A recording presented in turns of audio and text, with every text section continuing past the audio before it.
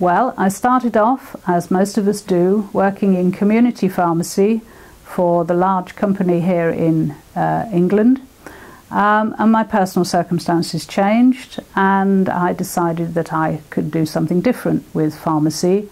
and a vacancy arose for being an inspector with the Royal Pharmaceutical Society of Great Britain, which was then the regulator for pharmacy. So I spent 10 years on the road, travelling around central southern England, visiting something like 1,000 pharmacies that were on my patch. And that involved enforcing legislation, dealing with investigations and complaints, giving advice to pharmacists, taking cases against pharmacists, preparing cases for court, and so forth, and obviously getting a pretty good grounding in what can be done in community pharmacy and what shouldn't be done in community pharmacy. As a result of that, I was then promoted to the headquarters in London of the Royal Pharmaceutical Society, where I headed up various committees on ethics and disciplinary matters. I developed quite a qualification in animal medicines and setting up an inspectorate for that. And after about 4 or 5 years, I was recruited by Boots the Chemists Limited here at their headquarters in Nottingham to be in charge of risk management and generally keeping the company's 2,000 or so pharmacies and pharmacists and other staff out of trouble with pharmacy law and pharmacy ethics. I spent about 10 years with Boots in that capacity as assistant superintendent, and then they asked me how I would like to progress, and I said I would like to move into academia to see if we could enhance the teaching of law and ethics for pharmacy students and help them cope with developments in practice which were clearly progressing at quite a rate at that time. It's worth explaining how I became interested in pharmacy law and ethics. Obviously, as part of my job as an inspector, I needed to be on top of the statutory rules on supply of medicines, and I developed a significant interest in how the law works and how it's created and how it can be redrafted and developed to reflect changing practice in pharmacy. Certainly, as when I went into the headquarters, it was expanding my awareness of these problems, and as well as in taking a study of European law on animal medicines used in husbandry, I also was signed up for a course in law and medical ethics at Cardiff University, which brought me into contact with many other healthcare professionals, such as doctors, nurses, health service administrators, as well as some other senior pharmacists. This really opened my horizons as to what pharmacy law and ethics should cover, and how pharmacy at that time was very much on the back foot when it came to interacting with patients, developing consent and confidentiality knowledge, understanding about respect, understanding about litigation and risk management and so forth. And so gradually, as my career progressed, I developed a niche which became very valuable in some ways as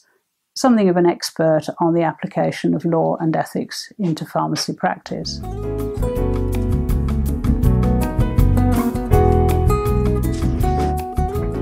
Well, during the 70s and 80s, the teaching of pharmacy law and ethics was largely confined to simply rote learning of pharmacy law and understanding what was in the Code of Ethics. But as pharmacy practice has progressed from being a supply function to being a fully fledged clinical healthcare professional,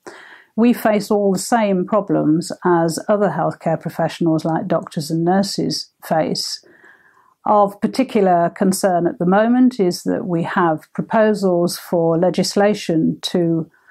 make lawful assisted dying going through our parliaments, and it's important that we make sure that pharmacists understand that they may be involved and that we work with governments and litigators to make sure that the legislation reflects the position of pharmacists.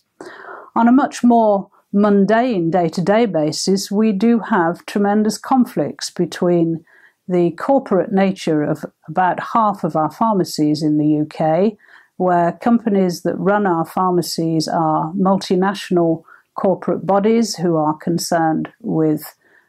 profit and the bottom line and making sure that they get the best value for money out of their employees, and helping pharmacists to maintain professional independence and being able to work with them and resource them to ensure that patient care doesn't suffer through commercial goals. Increasingly, pharmacists are working closely with patients, so they need to understand about basic principles of consent and respect for patients' autonomy and how to balance the best interests of the patients with their own particular pharmacy needs. And, of course, also confidentiality, where pharmacists are now able to access many medical records. It's important that they understand these issues. So most of the areas that are a problem, if you like, or are issues within medical practice are also increasingly an issue in pharmacy practice, and pharmacists need to understand the context, the rationale, the background, the limitations of codes of practice and law, and how to develop their own professional judgment in making decisions that are in the best interests of the patient. One thing I would still like to see in schools of pharmacy is academics who have additional qualifications in either healthcare law or healthcare ethics being in charge of the development of professionalism in pharmacy training. Well, one thing I think the Post and myself have definitely achieved is raising the profile of law and ethics and professionalism on the radar of the profession and amongst academics, being able to set up a group of those who teach in this area and getting them to share and work with each other and raise the profile of the topic within the curriculum. Whether this has had a material effect on the welfare of patients is a little hard to say at this stage, but I am quite sure that many pharmacists in practice are now much more aware of their relationship with the patient and the need to be professional in their dealings with patients, as well as being in charge of the supply of medicines to them.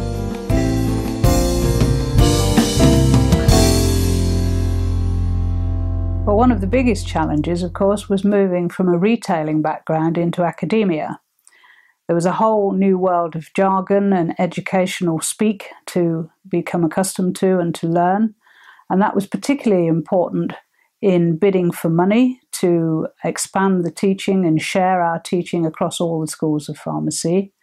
And of course, I was moved into an honorary chair, which ruffled a few feathers amongst the existing academics because I hadn't gone up through the chain of acquiring academic qualifications and putting in time at the coalface, as it were, before making what is one of the top posts in an academic environment. Another challenge has actually been getting other people to take the concept of pharmacy law and ethics seriously. Pharmacy is a pharmaceutical science. It is quite hard when you have many non-pharmacists in academia to convince them that this is an aspect of pharmacy practice that is of crucial importance in maintaining professional relationships with patients and being a proper clinical professional in their care. It's also been quite a challenge to get other healthcare professions to take pharmacy ethics and law seriously and to ensure that it is now on the agenda of the professional and regulatory bodies. This has improved undoubtedly in the last few years as pharmacists have expanded their practice and the need to ensure professionalism has become recognised.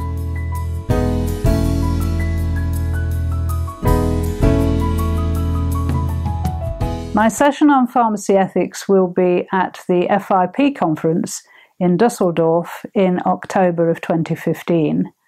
We will be looking at how to balance the interests of the patient and their autonomy and right to make their own decisions,